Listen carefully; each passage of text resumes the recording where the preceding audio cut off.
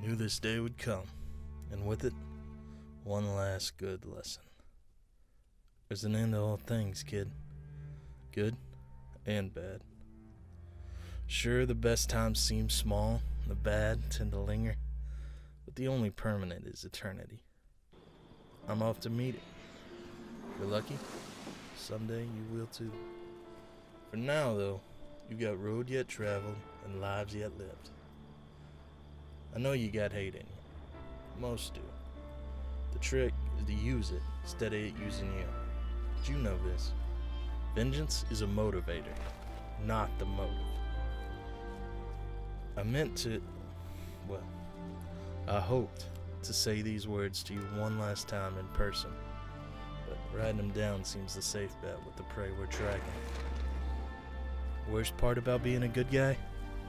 Much as you may want it, you can't always win. That truth don't bother me. We do the right thing because the right thing needs doing.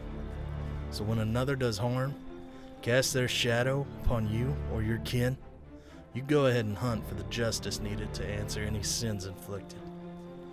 Don't hunt them because you've been wronged. Hunt them because what they did was wrong. There's a world of difference there, kid. One makes you selfish.